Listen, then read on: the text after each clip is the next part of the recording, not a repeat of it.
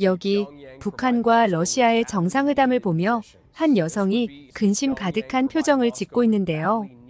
그녀는 무언가를 알려야겠다는 듯 큰 결심을 한 후 어딘가로 전화를 걸고 있습니다. 과연 그녀에게는 무슨 사연이 있는 걸까요? 오늘의 사연 시작합니다. 안녕하세요. 저는 미국 워싱턴 포스트의 국제부 기자로 일하고 있는 김지원입니다. 재미교포 2세인 제가 기자의 길을 걷게 된 것은 어린 시절의 경험 때문이었어요. 우리 가족이 아메리칸 드림을 안고 미국에 도착했을 때 설렘과 기대감으로 가득 찼습니다. 비행기에서 내리는 순간 저는 새로운 세상이 펼쳐질 것이라 생각했어요. 부모님의 얼굴에도 희망찬 미소가 번졌죠.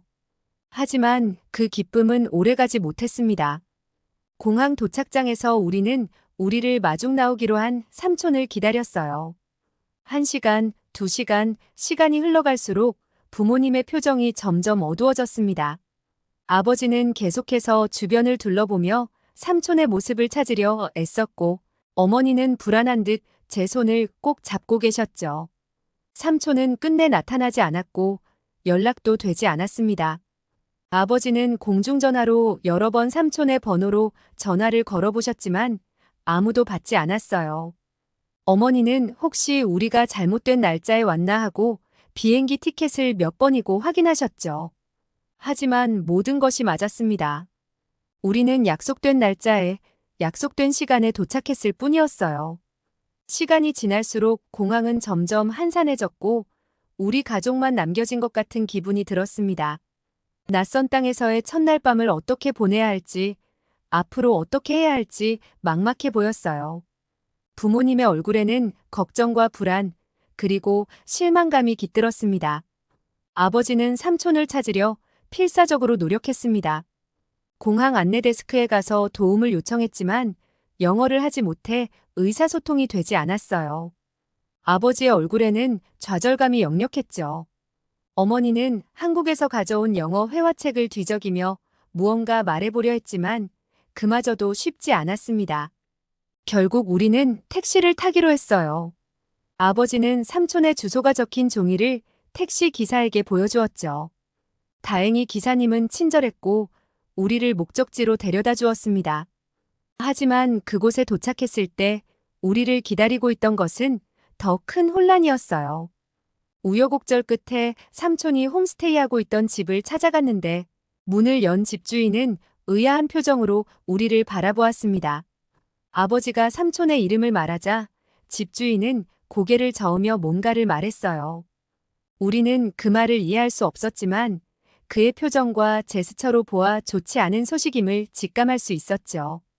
다행히 옆집에 사는 한국계 미국인 아주머니가 우리의 상황을 보고 통역을 해주셨어요. 그제서야 우리는 충격적인 사실을 알게 되었습니다. 집주인의 말에 따르면 삼촌은 이미 몇 주 전에 집을 나갔다는 거예요. 부모님은 믿을 수 없다는 표정을 지었습니다. 어머니는 눈물을 글썽이며 말씀하셨어요. 그럴 리가 없어요. 비행기 타기 전날에도 삼촌이 여기 있을 거라고 했고 우리가 머무를 집도 구해놨다고 했는데 아버지는 한숨을 깊게 내쉬며 머리를 감싸쥐었죠. 우리 가족이 겪은 혼란과 충격은 여기서 그치지 않았습니다. 집 주변을 둘러보던 중 더욱 이해할 수 없는 광경을 목격하게 되었어요. 삼촌이 보내준 사진 속 집의 모습과 눈앞의 현실이 너무나 달랐기 때문입니다. 더 충격적인 것은 삼촌이 머물렀던 집의 정원이었습니다. 사진으로 봤을 때는 분명 아름다운 잔디 정원이었어요. 푸른 잔디 위에 화려한 꽃들이 피어 있고 아담한 나무 그네도 있었죠. 그 사진을 보며 우리 가족은 새 보금자리에 대한 기대에 부풀어 있었습니다. 하지만 우리가 방문했을 때 본 것은 차갑고 딱딱한 시멘트 콘크리트 마당이었어요. 잔디는 온데간데 없고 회색빛 바닥만이 우리를 반겼습니다. 꽃과 그네는커녕 화분 하나 없는 삭막한 공간이 그 자리를 대신하고 있었죠. 마치 전혀 다른 집에 온 것만 같은 기분이 들었습니다. 아버지는 혼란스러운 표정으로 주변을 둘러보셨고 어머니는 불안한 듯 제 손을 꼭 잡았어요. 부모님의 얼굴에는 의혹과 걱정이 가득했습니다. 이 모든 상황이 너무나 이상했기 때문이죠. 삼촌의 갑작스러운 실종, 그리고 이렇게 완전히 바뀐 집의 모습까지. 뭔가 잘못되었다는 느낌을 지울 수 없었어요. 우리 가족의 상황은 절박했습니다. 부모님은 한국에 있는 재산을 모두 정리하고 미국으로 왔기에 빨리 이곳에 자리를 잡고 살아야 했어요. 하지만 삼촌의 실종으로 모든 계획이 틀어진 상황에서 우리는 완전히 새로운 출발을 해야 했습니다. 다행히 옆집 한국계 미국인 아주머니의 도움으로 우리는 임시 거처를 찾을 수 있었어요. 그분은 근처에 있는 한인 교회를 소개해 주셨고 그곳에서 우리 가족은 따뜻한 도움의 손길을 받았습니다. 교회 관계자들은 우리에게 임시 숙소를 제공해 주었고 아버지께 일자리를 찾는데도 도움을 주셨죠. 처음에 아버지는 한국에서 하던 일과는 전혀 다른 육체 노동을 하셔야 했어요. 영어를 못하시는 탓에 선택의 여지가 없었죠. 아버지는 주유소에서 일하시면서 틈틈이 영어를 배우셨습니다. 어머니도 한인마트에서 파트타임으로 일하기 시작하셨어요. 두 분 모두 힘든 나날을 보내셨지만 서로를 의지하며 하루하루를 견뎌내셨습니다. 시간이 지나면서 아버지의 영어 실력이 늘어났고 한인 사회에서의 인맥도 넓어졌어요. 2년 후 아버지는 한인 운송회사에 취직하실 수 있었습니다. 어머니도 한식당에서 일하시다가 나중에는 직접 작은 분식집을 열게 되셨죠. 두 분의 끊임없는 노력 덕분에 우리 가족의 경제 상황은 조금씩 나아지기 시작했습니다. 하지만 아버지의 마음 한구석에는 여전히 삼촌에 대한 미안함과 후회가 자리 잡고 있었어요. 주말마다 삼촌을 찾아 이곳저곳을 돌아다니셨고 한인 신문에 실종 광고도 내보셨지만 아무런 소식도 들을 수 없었습니다. 아버지는 자신의 능력을 탓하며 삼촌을 아직까지 찾지 못한 채 평생 한으로 남으셨어요. 저 역시 동양에서 온 이방인으로서 처음에는 인종차별을 많이 겪었습니다. 학교에서 아이들은 제 눈을 흉내내며 비웃었고 제 도시락을 보고 냄새 난다며 놀리곤 했어요. 선생님들 중에는 제 이름을 제대로 부르려 노력하지 않고 그냥 차이니즈 걸이라고 부르는 분도 있었죠. 처음에는 이런 상황들이 무슨 의미인지 정확히 알지 못했습니다. 그래서 그저 미국 문화가 그런가 보다 하고 넘어갔어요. 영어를 못 알아들을 때는 무슨 말인지 몰라 기분이 나쁘지 않았거든요. 오히려 때로는 그들의 행동이 친근감의 표현이라고 착각하기도 했습니다. 하지만 영어 실력이 늘어갈수록 상황은 달라졌어요. 제가 듣는 말들의 의미를 이해하기 시작했고 그들의 행동이 단순한 장난이 아니라는 것을 깨달았습니다. 너희 나라로 돌아가라는 말이나 너는 여기에 어울리지 않아라는 식의 발언들이 얼마나 가슴 아픈 것인지 알게 되었죠. 특히 중학교 때 겪은 한 사건은 제게 큰 충격을 주었어요. 역사 수업 시간에 제2차 세계대전을 배우면서 일본의 진주만 공습에 대해 이야기하던 중 한 아이가 갑자기 저를 가리키며 쟤네가 우리나라를 공격했어. 라고 소리쳤죠. 선생님조차 그 아이의 말을 정정하지 않았어요. 저는 한국인임에도 불구하고 모든 아시아인을 하나로 취급하는 그들의 무지와 편견에 깊은 상처를 받았습니다. 이런 경험들을 겪으면서 제가 차별받고 있다는 것을 명확히 느끼게 되었어요. 처음에는 분노와 좌절감이 밀려왔습니다. 왜 나를 이렇게 대하는지, 내가 무엇을 잘못했는지 이해할 수 없었거든요. 하지만 시간이 지나면서 이런 차별과 편견의 근원이 무지에서 비롯된다는 것을 깨달았습니다. 사람들은 자신들이 모르는 것을 두려워하고 그 두려움이 때로는 혐오로 표출되는 거죠. 이때부터 저는 이런 무지를 깨뜨리고 싶다는 생각을 하게 되었어요. 그리고 그 방법으로 제가 선택한 것이 바로 기자였습니다. 진실을 알리고 다양한 목소리를 전달하며 사회의 편견과 차별에 맞서는 기자야말로 제가 꿈꾸는 변화를 만들어낼 수 있는 직업이라고 생각했거든요. 특히 한 번은 지역 신문에서 아시아계 이민자들에 대한 오보를 본 적이 있었는데 그때 제가 그 자리에 있어 사실을 바로잡을 수 있다면 얼마나 좋을까 하는 생각을 했어요. 그 순간 기자가 되겠다는 결심이 더욱 확고해졌죠. 그러한 결심을 하고 나서 저는 완전히 다른 사람이 되었습니다. 한국 사람 특유의 근성, 흔히 악바리 근성이라고 불리는 그 끈기와 열정을 온몸으로 체현하기 시작했어요. 미친 듯이 공부했죠. 그 누구도 저를 무시하거나 하대하지 못하도록 하기 위해서였습니다. 매일 새벽 5시에 일어나 자기 전까지 쉬지 않고 공부했어요. 학교 수업은 물론이고 방과 후에는 도서관에 가서 늦은 밤까지 책을 읽었습니다. 주말에도 쉬지 않고 공부에 매진했죠. 영어 실력을 키우기 위해 미국 드라마와 영화를 자막 없이 보며 대사를 따라했고 신문을 소리내어 읽으며 발음을 교정했습니다. 제가 겉모습을 바꿀 수는 없었지만 제가 할 수 있는 모든 것을 통해 저의 힘을 키우기 위해 모든 노력을 다했어요. 학업 성적은 당연히 최상위권을 유지했고 교내 영어 말하기 대회에서 우승을 차지하기도 했습니다. 교과 공부뿐만 아니라 시사상식과 국제 정세에 대한 지식도 쌓았죠.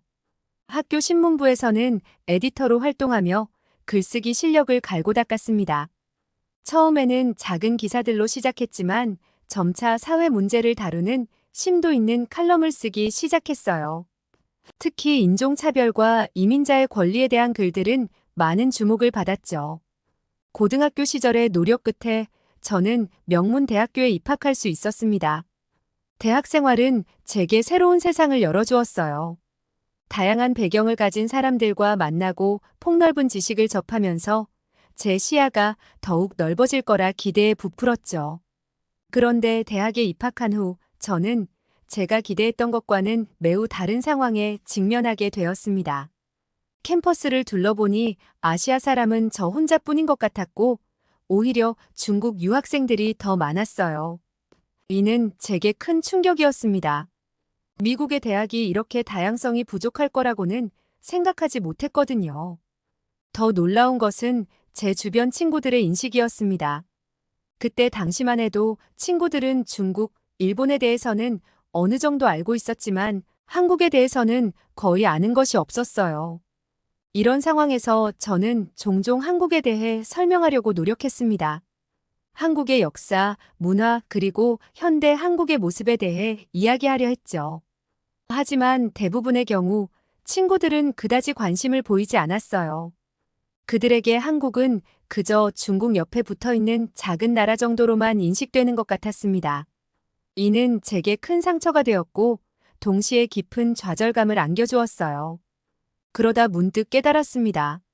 사실 저 역시 한국에 대해 얼마나 알고 있을까?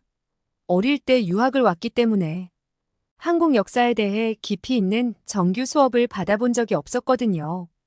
제가 아는 한국은 부모님께 들은 이야기와 가끔 보는 한국 드라마, 그리고 어렴풋이 기억나는 어린 시절의 경험이 전부였습니다. 이 깨달음은 제게 큰 충격을 주었어요. 처음으로 제 자신이 부끄럽다고 느꼈습니다.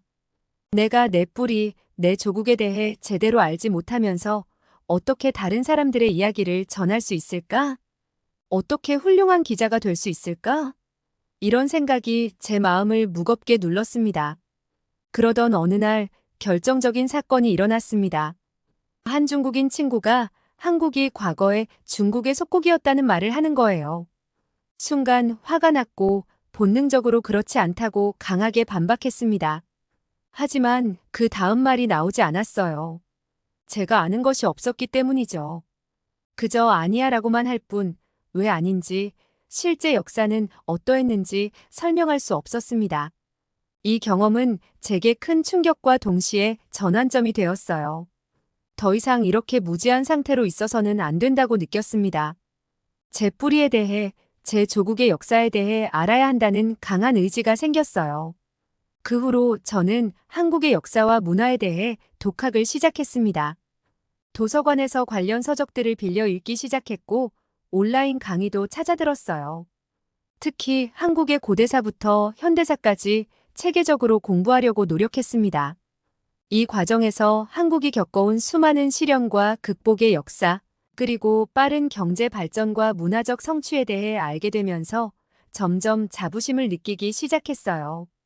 제가 한국의 역사와 문화에 대해 공부하면서 자연스럽게 관심을 갖게 된 것이 바로 남북 관계였습니다.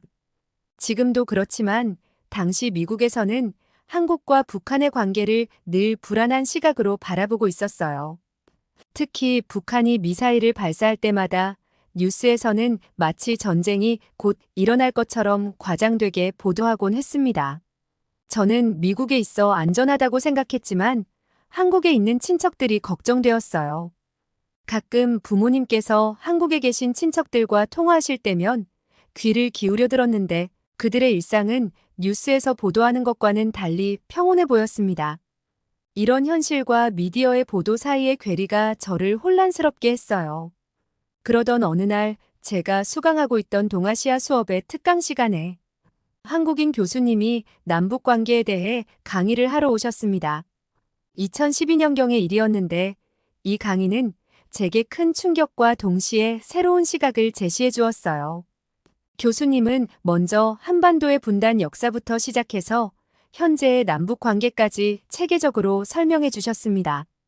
특히 인상 깊었던 것은 남북 관계를 단순히 적대적 관계로만 보는 것이 아니라 복잡한 역사적, 정치적, 문화적 맥락 속에서 이해해야 한다는 점이었어요. 교수님은 또한 북한을 단순히 악의 축으로 규정짓는 서구의 시각에 대해 비판적인 견해를 제시하셨습니다. 북한의 행동을 이해하기 위해서는 그들의 입장에서도 생각해 볼 필요가 있다고 하셨죠. 이는 제게 큰 충격이었습니다. 그동안 저는 미국 미디어의 시각으로만 북한을 바라보았기 때문이에요. 더불어 교수님은 남북 관계의 평화적 해결 가능성에 대해서도 이야기하셨습니다. 경제 협력, 문화 교류 등 다양한 방식으로 남북이 서로를 이해하고 신뢰를 쌓아갈 수 있다는 것이었어요. 이는 제가 뉴스에서 접하던 전쟁 위협과는 완전히 다른 시각이었습니다. 이 강의는 제 뇌리에 깊이 박혔습니다. 남북 관계를 바라보는 제 시각을 완전히 바꿔놓았거든요. 그동안 저는 미국 미디어의 렌즈를 통해서만 이 문제를 바라보았다는 것을 깨달았습니다. 이제는 더 넓은 시각, 더 균형 잡힌 시각으로 이 문제를 바라봐야 한다는 것을 알게 되었어요. 강의가 끝난 후 저는 교수님께 다가가 더 많은 질문을 했습니다. 교수님은 친절하게 제 질문에 답해 주셨고 관련 서적들도 추천해 주셨어요. 이후 저는 한국 역사와 외교 관계 등을 더욱 자세히 공부했습니다. 대학교 졸업 후에는 워싱턴 포스트의 국제부 기자로 입사하게 되었어요. 제가 꿈꿔왔던 기자의 길을 본격적으로 걷기 시작한 거죠. 워싱턴 포스트에서 저는 여러 국제 정세에 관심을 가지며 열심히 기사를 썼습니다. 특히 한국과 관련된 이슈들에 대해 깊이 있는 보도를 하려고 노력했어요. 때로는 한국에 불리하거나 역사를 왜곡하는 일본 같은 나라들의 행태를 바로잡는 기사를 쓰기도 했습니다. 그러던 어느 날 러시아와 북한이 정상회담을 했다는 기사를 보고 깜짝 놀랐어요. 그리고 중국과 북한의 관계에 균열이 생기고 있다는 것을 감지하고 있었기 때문에 더욱 관심이 갔습니다. 이런 현상이 분명 한국에 영향을 미칠 거라 생각했고 이에 대한 심층 기사를 쓰기로 결심했죠. 이 주제와 관련된 저명한 전문가를 찾아 인터뷰를 진행하고 싶었습니다. 그때 문득 대학교 때 특강 시간에 들었던 교수님이 생각났어요. 이름을 검색해보니 꽤나 유명한 분이셨더라고요. 저는 그 교수님과의 인터뷰를 진행하기 위해 많은 노력을 기울였습니다. 처음에는 거절하셨지만 한국을 위해서는 많은 사람들이 이 사실을 알아야 한다며 결국 인터뷰를 수락해 주셨어요. 인터뷰를 준비하는 과정에서 저는 최근의 북한 관련 뉴스들을 자세히 살펴보았습니다. 특히 눈에 띄었던 것은 북한의 노동당 창건 79주년 기념식에 관한 기사였어요. 이 기사는 북한과 러시아의 관계 강화, 그리고 북한과 중국의 관계 냉각을 명확히 보여주고 있었습니다. 기사에 따르면 북한은 이 기념식에 주북 러시아 대사를 국가 수반의 개인 초청 손님으로 초대했지만 중국 대사의 모습은 보이지 않았다고 해요.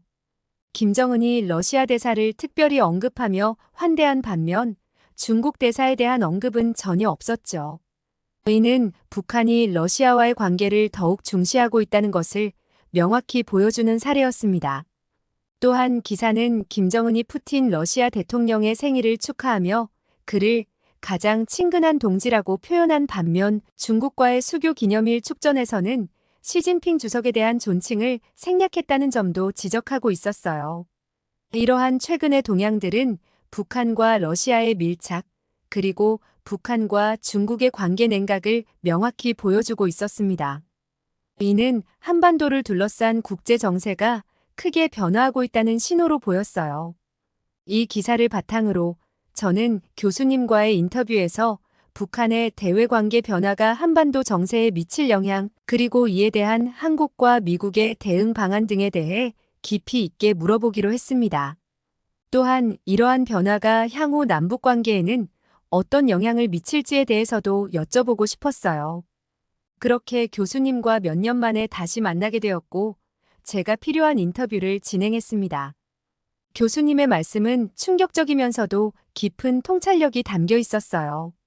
교수님은 먼저 북한의 붕괴 가능성에 대해 언급하셨습니다. 일반적인 생각과는 달리 북한이 쉽게 붕괴되리라 보지는 않습니다. 붕괴에도 종류가 있는데요. 북한 자체의 붕괴와 김정은 정권의 붕괴를 구분해야 합니다. 교수님의 설명에 따르면 북한 내부의 권력투쟁, 주민들의 저항, 그리고 국제관계의 변화 등이 북한의 미래에 영향을 미칠 수 있다고 해요. 특히 인상 깊었던 것은 북한과 주변국 관계에 대한 분석이었습니다. 북한이 가장 두려워하면서도 가장 우군으로 삼고 싶어하는 것은 사실 미국입니다. 이는 지정학적으로 부정할 수 없어요. 교수님은 북한이 중국과 러시아를 경계하면서도 미국과의 관계 개선을 원하는 이유를 설명해 주셨어요. 교수님의 설명 중 가장 충격적이었던 부분은 북한 붕괴 시 주변국들의 대응 계획, 특히 중국의 계획에 관한 내용이었습니다. 이미 중국은 한반도, 특히 북한 지역의 영토를 어떤 식으로 분할할 것인가에 대한 구체적인 계획을 수립하고 있습니다. 교수님이 말씀하셨어요. 이런 계획들이 공개되어 있고 미국도 이를 알고 있어. 미국 랜드 연구소에서도 나름의 대응 계획을 세우고 있죠. 교수님은 이어서 더 구체적인 내용을 설명해 주셨습니다. 미국의 계획은 비교적 단순한 편이지만 중국의 계획은 굉장히 치밀하고 복잡합니다. 결론적으로 말하자면 현재 북한 지역의 상당히 많은 부분을 중국이 차지하는 것으로 되어 있어요. 이는 정말 놀라운 사실입니다. 저는 숨을 들이쉬며 물었습니다. 그렇다면 나머지 부분은 어떻게 되나요? 교수님은 고개를 저으며 답하셨습니다. 나머지 부분 중 일부는 대한민국이 가져가고 미국은 동해안 쪽의 강원도 일부를, 러시아는 두만강과 연관된 지역을 가져가는 것으로 되어 있습니다. 하지만 대부분은 중국이 차지하게 됩니다. 이 말을 듣고 저는 충격에 빠졌습니다. 교수님은 계속해서 설명하셨어요. 만약 이 계획대로 실행된다면 한민족의 통일은 물 건너갈 뿐만 아니라 대한민국의 생존 자체가 위협받을 수 있습니다. 이는 정말 심각한 문제입니다. 교수님은 또한 이런 상황이 발생하는 이유에 대해서도 설명해 주셨습니다. 국제법상으로 북한의 붕괴가 발생한다고 해서 그 영토가 자동으로 대한민국의 것이 되는 것은 아닙니다. 1991년 남북한이 동시에 유엔에 가입하면서 한국은 국제적으로 별개의 국가로 인정받게 되었거든요. 그래서 북한 영토의 처리 문제에 있어서 대한민국이 우선권을 가진다고 보장할 수 없는 겁니다. 이 설명을 들으며 저는 한반도의 미래가 국제 정세의 변화와 강대국들의 이해관계가 한국의 운명을 좌우할 수 있다는 현실이 너무나 무겁게 다가왔어요. 교수님은 이어서 미국의 역할에 대해서도 언급하셨습니다. 많은 사람들이 미국이 한국을 도와줄 거라 생각하지만 국제 정치는 그렇게 단순하지 않습니다. 미국도 자국의 이익을 최우선으로 생각할 것입니다. 인터뷰를 마무리하며 교수님은 한국의 젊은 세대들의 관심을 촉구하셨어요. 젊은 층들이 이 문제에 더 관심을 가져야 합니다. 이는 단순히 정치 문제가 아니라 생존과 미래가 걸린 문제입니다. 인터뷰가 끝나고 나는 다리에 힘이 풀리는 것 같았습니다. 교수님의 말씀이 너무나 충격적이었고 그 무게감이 온몸으로 전해져 왔기 때문이에요. 정말 이대로라면 한국도 북한의 유고 사태가 발생했을 때를 대비한 구체적인 시나리오를 준비해야 할 것 같았습니다. 이제 분명해진 것은 북한의 붕괴가 단순히 남북한 문제로 끝나지 않는다는 점이었어요. 북한의 무너짐은 상당히 많은 나라들과 관계되어 있으며 각국의 이해관계가 복잡하게 얽혀 있었습니다. 특히 한반도의 상당 부분이 중국에 의해 점유될 수 있다는 가능성은 정말 충격적이었어요. 이 인터뷰를 통해 저는 앞으로 한국의 발전과 안전을 위해 더 많이 공부하고 이를 알려야겠다는 강한 사명감을 느꼈습니다. 비록 제가 미국에서 자랐고 지금은 미국에서 일하고 있지만 제 뿌리가 한국인이라는 점을 다시 한번 깊이 되새기게 되었어요. 이 정체성이 제게 특별한 책임감을 부여한다고 생각했습니다. 앞으로 저는 이 문제에 대해 더 깊이 있는 기사를 쓰고 미국 사회의 한반도 문제의 복잡성과 중요성을 알리는데 힘쓰고자 합니다. 동시에 한국의 젊은 세대들에게도 이 문제의 중요성을 전달하고 싶어요.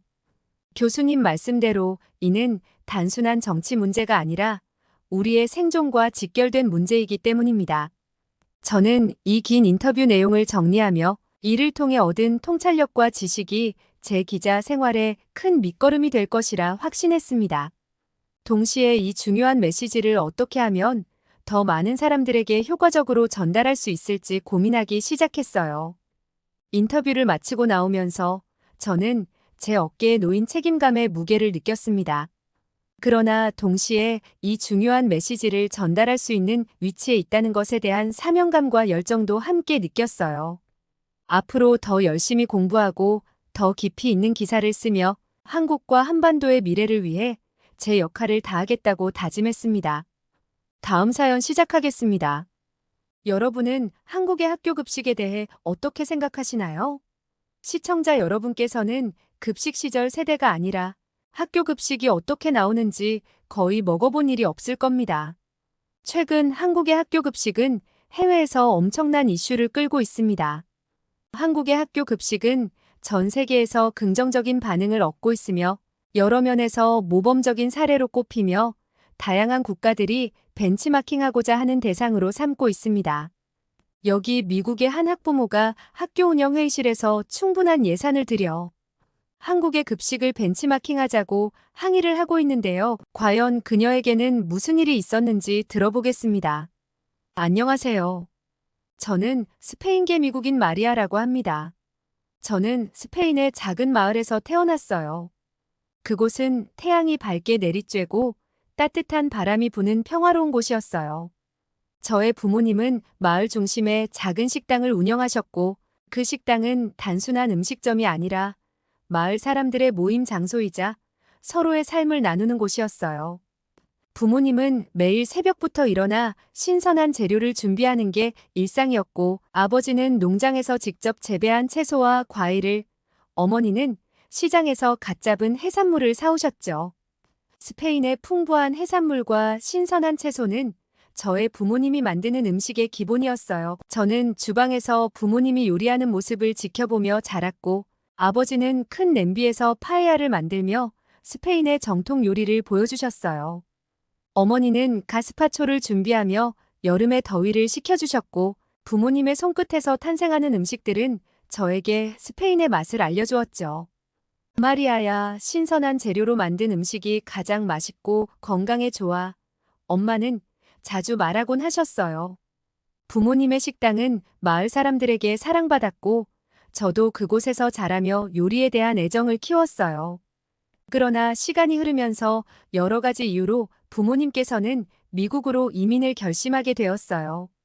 스페인의 경제 상황은 점점 악화되고 있었고 작은 마을의 식당은 관광객들에게 인기를 끌지 못했고 마을 사람들의 지갑 사정도 점점 더 나빠졌어요. 매출은 감소하고 재료비는 상승하면서 식당 운영은 점점 더 어려워졌어요. 아빠는 엄마에게 걱정 섞인 목소리로 우리 식당을 계속 운영할 수 있을까? 라고 물었고 엄마도 걱정스런 얼굴로 아빠에게 말했어요. 우리가 열심히 노력해왔지만 이제는 새로운 기회를 찾아야 할 때인 것 같아 아빠는 무겁게 대답했습니다. 마리아의 미래를 위해서라도 더 나은 환경을 찾아야 해. 그렇게 저희 부모님은 저를 위해 더 좋은 교육 기회를 제공해주기 위해 여러 나라를 탐색하셨어요. 부모님은 미국에서의 교육 시스템이 저에게 더 많은 기회를 제공할 것이라고 믿었습니다. 미국의 명문 학교에서 공부하는 꿈을 꾸며 부모님은 제가 더 큰 세상에서 자신의 꿈을 펼칠 수 있기를 희망하셨죠. 드디어 부모님은 큰 결심을 하셨고 식당을 정리하고 미국 이민 결정을 내리셨습니다. 가족의 미래를 위해 내린 결단이었지만 고향을 떠나는 것은 결코 쉬운 일이 아니셨을 거예요. 미국으로 이민 온 후 부모님은 다시 미국에서 작은 식당을 열었고 저는 학교에 다니기 시작했어요. 처음에는 모든 것이 낯설고 어려웠지만 우리 가족은 서로를 믿고 함께 나갔어요. 학교 첫날 기대와 설렘으로 가득 찼고 새로운 친구들을 사귀고 새로운 문화를 경험할 생각에 마음이 두근거렸습니다. 그러나 제가 학교에 도착했을 때 현실은 기대와는 많이 달랐어요. 수업 시간 동안 저는 영어가 서툴러서 선생님의 설명을 제대로 이해하지 못했습니다. 반 친구들은 저를 이상한 눈으로 쳐다봤고 몇몇은 놀리기까지 했습니다. 이상한 억양 좀 봐, 한 아이가 속삭였고 다른 아이들은 킥킥 웃었어요. 저는 얼굴이 빨개졌고 고개를 숙인 채 수업을 들었고 첫날부터 큰 실망감을 안고 집으로 돌아왔어요. 날이 갈수록 상황은 더 나빠졌고 저는 매일같이 친구들의 놀림과 괴롭힘을 견뎌야 했어요. 제가 스페인 스타일 도시락을 가져와 먹을 때마다 친구들은 이상한 냄새가 난다며 비웃기까지 했어요. 이게 뭐야? 고양이 밥이야? 한 아이가 말했고 모두가 웃었습니다. 저는 눈물을 참으며 도시락을 가방에 넣고 배를 고른 채 수업을 들었고 점점 더 학교에 가기 싫어졌지만 부모님에게는 차마 말하지 못했어요. 고통은 계속되고 체육 시간에는 일부러 공을 맞히며 친구들은 저를 괴롭혔고 교실에서는 제 물건을 훔쳐 장난을 쳤습니다. 저는 점점 더 외로워졌고 아무에게도 도움을 청하지 못했어요. 어느 날 저는 복도에서 우연히 동양인 여학생과 마주쳤어요. 그녀의 이름은 수지였고 한국에서 온 학생으로 저처럼 이민자였죠. 그녀는 제 고통을 눈치채고 저에게 다가왔어요. 안녕, 마리아, 괜찮아? 수지는 따뜻한 미소로 물었어요. 저는 처음으로 누군가에게 고통을 털어놓았습니다. 수지, 나는 이 학교가 너무 싫어. 친구들이 날 괴롭혀. 그녀도 처음에는 비슷한 어려움을 겪었기 때문에 제 고통을 이해해 주었어요. 수지는 저에게 다가와 도와주겠다고 얘기해 주었고 그날 이후 저에게 영어를 가르쳐주고 함께 공부하며 자신감을 북돋아 주었어요. 수지는 제가 괴롭힘을 당할 때마다 곁에 있어 주었고 다른 친구들에게도 저를 소개하며 제가 새로운 친구들을 사귈 수 있도록 도와주었죠. 시간이 지나면서 저는 조금씩 자신감을 되찾았고 수지와 함께 공부하고 새로운 친구들과 어울리면서 저는 더 이상 외로움을 느끼지 않았어요. 수지 덕분에 저는 괴롭힘을 당해도 더 이상 두렵지 않았죠. 어느 날 저는 용기를 내어 반 친구들에게 스페인의 문화를 소개했습니다. 저는 부모님이 만들어주신 스페인의 전통 음식을 가져와 모두에게 나눠주었어요. 이건 파에야야, 스페인의 전통 요리야, 한번 먹어봐. 저는 떨리는 목소리로 말했고 친구들은 처음에는 망설였지만 곧 파에야의 맛에 감탄하며 저를 칭찬해 주었어요. 그날 이후로 저는 더 이상 괴롭힘을 당하지 않았고 새로운 환경에서 많은 어려움을 겪었지만 수지의 도움 덕분에 위기를 이겨낼 수 있었습니다. 시간이 흘러 저는 어른이 되었고 제이콥이라는 눈에 넣어도 아프지 않은 아들을 낳았어요. 제이콥이 학교에 들어가면서 저는 제 어린 시절을 떠올리며 그가 자신과 같은 경험을 하지 않기를 바랬어요. 제이콥이 다니는 학교는 명문이었지만 저는 학교 급식에 대한 걱정을 떨칠 수 없었습니다. 저희 부모님은 건강한 음식을 제공하는 것을 철학으로 삼고 지켜왔기 때문에 저는 학교 도시락에 항상 신선하고 정성스러운 음식으로 도시락을 싸갖고 다녔어요. 하지만 요즘은 급식이 나오기 때문에 저는 제이콥에게 도시락을 싸주지 않았죠. 저는 매일 제이콥이 가져오는 급식 사진을 보며 어린 시절의 기억이 떠오르며 차라리 내가 도시락을 싸주는 게 낫겠다 싶을 정도로 걱정되는 음식들에 불안해졌어요. 급식은 종종 냉동식품이나 통조림으로 대체되었고 신선한 과일이나 채소는 보기 힘들었죠. 그러던 어느 날 아침 충격적인 일이 벌어지고야 말았어요. 제이콥은 그날 아침 학교에 가는 길에 뭔가 이상한 기분을 느꼈다고 했죠. 하늘은 잔뜩 흐렸고 찬바람이 불어오는 날씨가 그의 기분까지 무겁게 만들었다고 했죠. 그래서 유독 학교에 가기 싫다고 저에게 그랬지만 점심시간이 되면 학교 급식 메뉴에 새로운 음식이 나온다는 소문을 들었기 때문에 그 기대 하나로 학교로 발걸음을 옮겼어요. 점심시간이 되자 제이콥은 친구들과 함께 급식실로 향했고 새로운 메뉴는 미트볼이 가득 들어간 스파게티였습니다. 맛있는 냄새가 급식실을 가득 채웠고 학생들은 기대에 찬 얼굴로 줄을 섰어요. 제이콥도 그중 하나였고 제이콥은 큰 미트볼이 얹어진 스파게티 한 접시를 받아들고 자리에 앉았어요. 제이콥은 한 입을 먹고 행복한 표정을 지으며 친구들에게 맛있다고 빨리 먹어보라고 권했다고 했어요.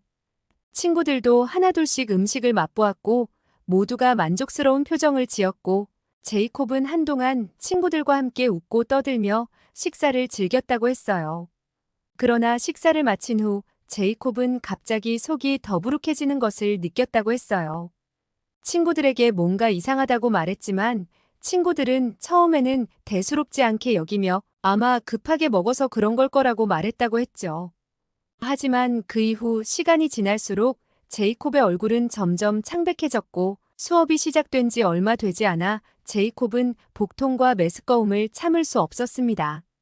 그는 손을 들어 선생님에게 아프다고 말을 꺼냈고 놀란 선생님은 제이콥을 화장실로 보내주었다고 했죠. 화장실에 도착한 제이콥은 곧바로 구토를 하기 시작했고 그의 몸은 식중독의 증상으로 고통스러워했고 점점 더 심해지는 복통에 괴로워했어요. 제이콥은 식은땀을 흘리며 바닥에 주저앉았고 화장실에서 돌아오지 않는 제이콥을 걱정한 친구들은 선생님에게 상황을 알렸죠. 선생님은 급히 보건실로 연락했고 보건교사가 제이콥을 찾아와 걱정스러운 목소리로 괜찮냐고 물었다고 했죠. 보건교사는 제이콥의 얼굴을 보더니 빨리 병원으로 데려가야 한다고 판단하고 저에게 연락했고 제이콥은 곧 구급차에 실려 병원으로 향했다고 했어요. 병원에 도착한 제이콥을 보고 의사는 증상을 보더니 급식을 의심하기 시작했습니다. 학교에서 먹은 미트볼이 가장 의심되었고 제이콥뿐만 아니라 다른 학생들도 연쇄적으로 증상이 발현되기 시작했어요. 의사는 제이콥의 상태를 점검한 후 식중독 진단을 내렸고 입원 치료를 받아야 한다는 진단까지 내리게 되었죠. 제이콥이 병원에 입원해 있는 동안 저는 아이의 고통을 보며 큰 충격을 받고 학교에 너무 화가 났어요. 평소에 밝고 건강하던 아이의 모습이 떠올랐고 지금은 병상에서 고통스러워하는 모습을 보니 제 마음은 너무 무거워졌죠. 제이콥은 학교 급식을 먹고 식중독에 걸렸고 그 사실이 저를 크게 분노하게 만들었어요. 저는 더 이상 침묵할 수 없었고 다른 아이들도 아팠다는 사실에 더 화가 치밀었죠. 한동안 고민 끝에 학교에 항의하기로 결심했고 학교에 항의하러 가기로 결심했어요. 저는 학교 측이 이번 사건을 진지하게 받아들이고 재발 방지를 위한 조치를 취하기를 바랐습니다. 마음을 다다듬고 학교에 방문을 했고 단호한 발걸음으로 교장실 문을 두드렸어요. 교장 선생님의 허락이 떨어지자 문을 열고 들어갔어요. 교장 선생님은 예상치 못한 방문에 놀란 눈빛을 보였지만 곧 자리에 앉기를 권했죠. 교장 선생님, 제이콥의 일에 대해 이야기하고 싶습니다. 제가 서류를 꺼내며 말했습니다. 교장 선생님은 고개를 끄덕이며 서류를 받았습니다. 무슨 일인지 알고 있습니다. 그러나 직접 이야기를 들어보죠. 저는 숨을 깊게 들이쉬며 말을 이어갔어요. 제이콥이 급식을 먹고 식중독에 걸렸습니다. 이것은 단순한 실수가 아닙니다. 학교 급식의 문제는 단순히 한 학생의 문제가 아니라 모든 학생의 건강을 위협하고 있습니다. 교장 선생님은 서류를 넘기며 눈살을 찌푸리셨죠. 이 문제에 대해 깊이 유감스럽게 생각합니다. 현재 급식 업체를 조사 중이고 개선 방안을 모색하고 있습니다. 저는 조사만으로는 부족하다고 단호하게 말했고 한국의 학교 급식 시스템을 벤치마킹해야 합니다. 그들은 철저한 위생관리와 균형 잡힌 식단으로 유명합니다. 우리는 그들의 시스템을 배워야 합니다. 교장 선생님의 표정이 잠시 굳어졌고 한국의 시스템을 어떻게 벤치마킹해야 하는지 방법이 없다고 하였어요. 저는 노력하지 않는 교장의 모습에 화가 났지만 마음을 가다듬고 천천히 다시 말했습니다. 제가 한국의 학교의 급식 시스템 관련된 전문가를 알고 있다면 가능한 일이냐고 물었고 그 예산을 학교에서 지원해 줄 수 있냐고 되물었죠. 그리고 저는 준비해온 자료를 펼쳤어요. 여기 한국의 학교 급식에 대한 상세한 보고서가 있습니다. 그들은 신선한 재료를 사용하고 철저한 위생 관리를 통해 학생들의 건강을 지키고 있습니다. 우리가 그들의 방식을 배운다면 제이콥 같은 피해자는 다시는 나오지 않을 겁니다. 교장 선생님은 자료를 꼼꼼히 살펴보았죠. 제이콥 어머님 말이 옳습니다. 이번 일을 계기로 우리는 급식 시스템을 전면적으로 재검토해야 합니다. 한국의 사례를 벤치마킹하는 것도 좋은 방안일 수 있습니다. 그러나 한국의 급식을 어떻게 접할 수 있냐고 되물었고 저는 묘책이 있다고 말씀드렸습니다. 그건 바로 오랜 친구로 지내는 수지로부터 도움을 받을 계획이었습니다. 수지의 친구는 한국에서 영양교사로 근무 중인 친구로 한국의 학교 급식을 알리는데 매우 적극적인 사람이었습니다. 저는 수지의 친구에게 도움을 청하기로 결심했어요. 저는 수지에게 연락해 제이콥이 겪은 일을 설명한 후 제 생각을 전했습니다. 제이콥이 식중독에 걸린 이후로 학교 급식 문제를 해결하기 위해 한국의 급식 시스템을 벤치마킹하는 것이 좋겠다는 생각이 들었어. 수지, 혹시 한국에서 영양교사로 일하는 친구 화영에게 한국의 급식 시스템에 대해 자세히 알려달라고 해줄 수 있을까? 수지는 잠시 생각하더니 화영에게 연락해 물어본다고 하였습니다.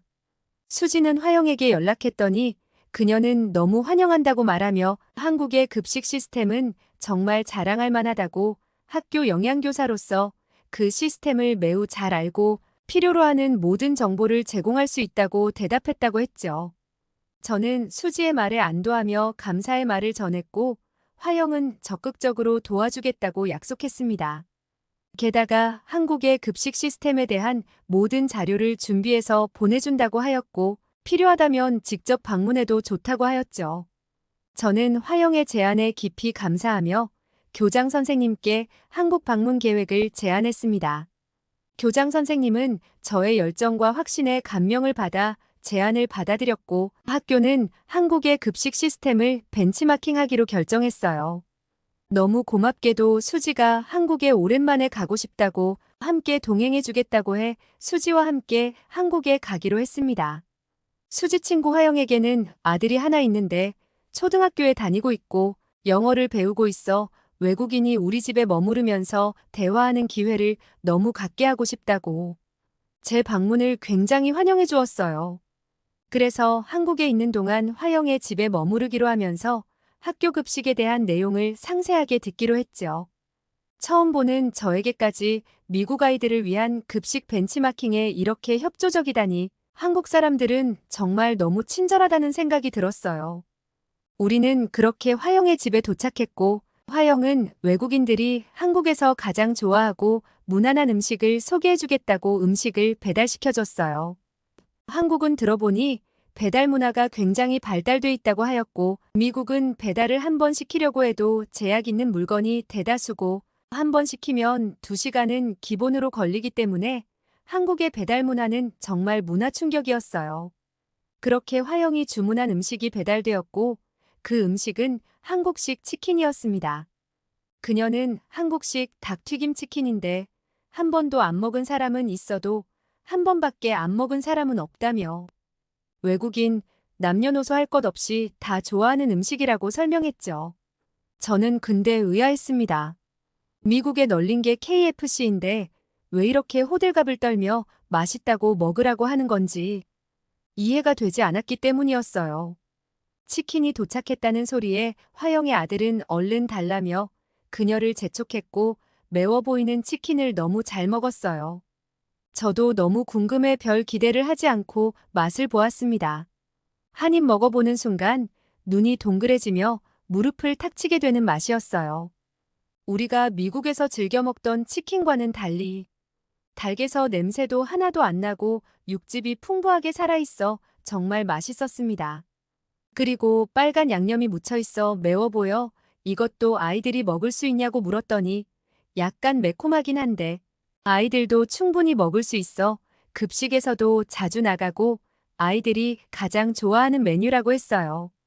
제가 너무 놀라 이걸 직접 만들어서 주냐고 물었더니 그녀는 자신이 하고 있는 SNS를 직접 보여주며 이게 학교 급식실에서 매일 조리를 하는 과정이라고 알려주었어요. 저는 그녀의 사진과 조리 과정을 보고 놀랄 수밖에 없었죠. 미국에서는 냉동 너겟을 기껏해야 데워주는 게 최선인데 생닭을 주문의 가루를 입혀 깨끗한 기름에 튀겨 바로 제공되는 모습은 믿기 힘들었기 때문이었죠. 게다가 한 가지 요리만 나가는 것이 아니라 매일 밥, 스프, 고기 반찬, 채소 반찬, 김치, 과일까지 뭐 하나 빠트림없이 완벽하게 나간다는 것이었어요. 실제 사진 속의 요리를 만든 영양교사에게 직접 얘기를 들으니 더 생생하고 빨리 한국의 학교 급식을 경험해보고 싶었어요. 저는 그녀의 SNS를 보고 빨리 한국의 학교 급식을 경험하고 싶다고 말했더니 당장 내일 함께 가보자고 하였습니다. 이미 그녀의 학교에는 미리 미국에서 벤치마킹을 하러 온다고 말해놔서 언제든지 가도 된다고 하였죠. 그렇게 바로 다음 날 그녀의 학교에 방문할 수 있었습니다. 급식실에 기름때 하나 없는 스테인리스의 광이 얼굴이 비칠 정도였어요. 그렇게 급식실의 청결함에 기대에 차 냉장고를 열었는데 너무 놀라 실망을 감추지 못했어요. 냉장고와 냉동고에는 어떠한 음식도 없었고 식품 창고에 있는 쌀과 양념들 뿐이었습니다. 우리가 벤치마킹을 한다고 하여 냉동식품을 숨기려고 한다는 느낌이 확 들고 말았어요. 무엇으로 음식을 하느냐 신문하듯 물었더니 조금 있으면 오늘 나갈 급식 재료가 들어온다는 것이었습니다. 저는 믿을 수 없어 매일 식재료가 들어오냐고 재차 물었고 그녀는 너무 당연하다는 듯 맞다고 대답했습니다. 그녀는 이어 냉동 가공제품을 거의 쓰지 않을 뿐더러 매일 사용할 식재료는 그날 바로 들어와 바로 조리돼 나가 냉장 냉동고에는 양념류 말고는 어떠한 식재료도 존재하지 않는다는 놀라운 말을 했습니다. 그리고 이 식단들은 모두 2달 전에 계획한 것이며 들어오는 식재료 업체도 한 달 단위로 입찰로 들어와 공정하고 투명하게 운영된다는 것이었습니다. 이 모든 계획을 2달 전에 매일 오차 없이 철저하게 준비하다니 한국인들은 원래 이렇게 일을 잘하고 꼼꼼하고 철저한지 무서울 지경이었습니다. 그리고 그녀는 식재료가 들어오는 수량과 온도, 운반차 안의 온도까지 철저하게 측정하는 것이 아니겠습니까? 혹시 모를 식중독 사고를 대비해 학교에서 재료를 받기 직전의 유통 과정에서 냉장 온도를 준수하였는지 냉동 온도 유지가 되지 않아 음식이 녹지는 않았는지 확인하는 절차라고 했습니다. 유통 과정까지 철저하게 체크하는 모습에 굉장히 놀랄 수밖에 없었어요.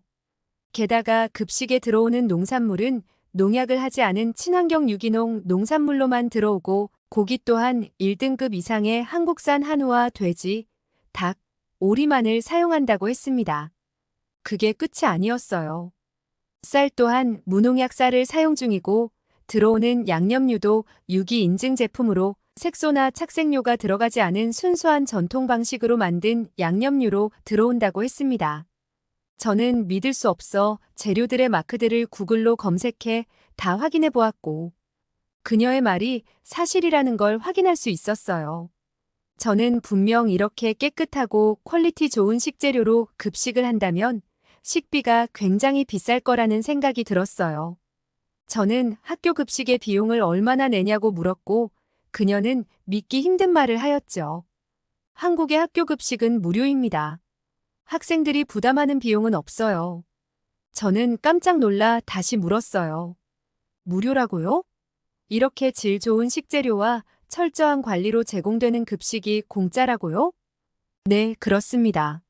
한국 정부는 학생들의 건강과 영양을 위해 많은 투자를 하고 있어요. 그래서 부모님들이 걱정 없이 아이들에게 좋은 음식을 제공할 수 있는 거죠. 화영은 정말 자랑스럽게 이야기했어요. 정말 대단하군요. 미국에서는 상상도 할 수 없는 일이에요. 이렇게 훌륭한 시스템을 무료로 제공하다니 한국은 정말 놀라운 나라예요. 화영은 미소 지으며 말했어요. 마리아, 이번 방문을 통해 많은 것을 배워가길 바라요. 한국의 급식 시스템이 제이콥과 다른 학생들에게도 큰 도움이 되길 바랍니다. 저는 하루빨리 한국의 급식 시스템을 미국에 전하고 싶었고, 실질적으로 이 시스템을 전부 가져가기엔 많은 것들이 변화해야 한다는 것을 깨달았죠. 저는 그녀에게 한 가지 요청을 하였습니다. 미국에 와서 한국 급식을 전파해 주실 수 있나요? 그녀는 너무 당황하며 말을 주저하였지만 한국의 겨울방학 때라면 가능하다는 말을 하였어요. 그러면서 그녀도 한 가지 제안을 하였죠. 그녀의 아이들을 미국의 해당 초등학교에 잠깐 교환학생으로 넣어줄 수 있냐는 제안이었습니다. 저는 그건 교장 선생님한테 확인해 봐야 한다고 대답했고 학교에 문의한 결과 교장 선생님은 당연히 가능하다고 적극적으로 그녀가 우리 학교로 오기를 기대하였습니다. 그렇게 우리는 구두로 다음 겨울방학을 기약하며 만남을 약속하고 저는 다시 미국으로 돌아왔어요. 그 길로 미국에 돌아오자마자 한국의 급식 과정과 급식 시설에 대해 자세히 발표를 하였고 학교 운영위원회 사람들도 제 영상과 사진을 보고 다들 놀라고 한국처럼은 아니더라도 급식의 질 개선을 위해 한국 급식의 발톱의 때만큼이라도 쫓아갔으면 좋겠다고 말하였죠. 6개월 후 화영과 그녀의 조리사팀은 미국으로 초청받아 오게 되었어요. 화영은 인력이 많지 않은 상황을 고려해 겨울방학 캠프 기간 동안 소수의 학생들에게 급식을 제공하기로 하였습니다. 일주일 동안 제공된 급식은 30가지가 넘는 요리로 구성되었고 한국식 치킨, 김밥, 떡볶이, 불고기, 비빔밥, 다양한 채소 반찬, 샐러드, 그리고 직접 만든 후식 등 다채롭고 건강한 메뉴들이 포함되었어요. 화영은 조리 과정과 식판 사진을 찍어 학부모 커뮤니티에 공유하였고 학부모들의 반응은 폭발적이었어요. 아이들이 매일 이런 음식을 먹을 수 있다면 정말 행복할 것 같아요. 라며 감탄하는 댓글들이 이어졌죠. 심지어 급식을 먹으러 학교에 가고 싶다는 의견까지 나올 정도로 큰 호응을 얻었어요. 우리 동네에 화제가 된 한국에서 온 급식 덕분에 겨울 캠프에 참여하지 않은 학생들은 후회하며 눈물을 흘리기도 했습니다. 이렇게 한국 급식은 미국에서도 성공적이었고 우리 학교의 급식도 서서히 한국처럼 바뀌길 간곡히 바랄 뿐이에요. 여러분, 오늘의 이야기는 여기까지입니다. 마리아의 이야기를 통해 우리는 한국의 학교 급식 시스템이 얼마나 철저하고 훌륭하게 운영되고 있는지 알 수 있었습니다. 그녀의 경험이 미국에서도 좋은 영향을 미치길 바라며 오늘의 사연이 마음에 들었다면 구독과 좋아요 눌러주세요.